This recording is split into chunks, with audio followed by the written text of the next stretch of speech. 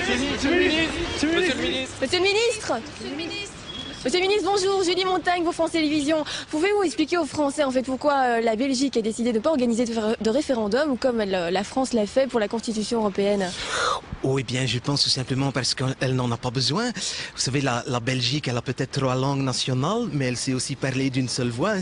C'est pas comme en France où vous avez tous la même langue, mais vous n'arrivez pas à vous comprendre parce que vous n'êtes jamais d'accord avec rien. Vous savez, je crois que la Belgique, c'est l'exemple vivant que des communautés de cultures et de langues très différentes peuvent très bien vivre ensemble en toute harmonie, tout simplement en partageant les mêmes idéaux et les mêmes valeurs. On est tous différents, mais tous unis. D'ailleurs, nous autres, on dit l'union fait la force. Hein? L'union fait la force.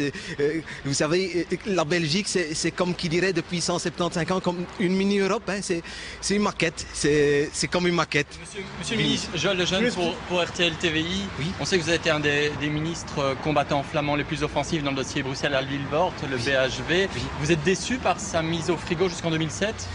Bon, d'abord, toi, il faut savoir que ici, tu es à Bruxelles et que je ne suis pas obligé de répondre en français à une question que tu n'es même pas capable de me poser en néerlandais parce que peut-être que tu parles même pas ma langue, mais je vais le faire quand même pour être sûr que tu vas comprendre. Hein.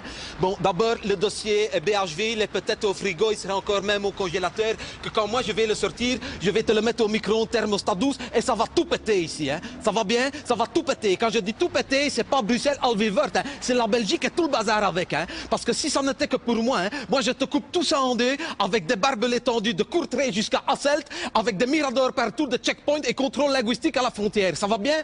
Parce que moi je vais te dire, on garde Bruxelles, on te rend le roi, sa femme et le petit prince et tout le bazar, et la couronne, t'as intérêt à la garder pour l'enterrement de la Belgique. Hein. Parce qu'avec moi, en 2008, la Belgique, c'est comme Capri. C'est fini, t'as compris? Monsieur le ministre, comprenez que pour nous Français c'est un peu du chinois tout ce que vous racontez là, donc revenons-en à l'Europe.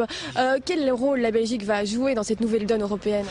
Oh bien, je pense que ça va rien changer. Je crois que la Belgique va continuer à tenir le rôle qu'elle a toujours tenu, c'est-à-dire le rôle du garant de la cohésion de l'Europe. La Belgique, c'est comme qui dirait, je vais dire, le ciment fondateur de l'Europe. Hein? C'est celui qui réunit les peuples et leur destinée. Hein? C'est le noyau dur de l'Europe, hein, autour duquel gravitent comme les petites étoiles du drapeau tous les autres pays tout autour. Ce n'est pas pour rien que la Belgique abrite en son sein les principaux organes vitaux de l'Europe. Hein. Et comme je dis toujours, la Belgique n'est pas que le cœur de l'Europe, c'est aussi son foie, ses reins, ses poumons, c'est son pancréas. Et la Wallonie, c'est son gros intestin, ça va? Et le gros intestin, c'est le seul organe vital que tu peux vivre sans pendant des années. Hein. Suffit quand il est malade de le couper petit bout par petit bout. Comme toi, tu vas couper ta saloperie de caméra, ta saloperie de micro.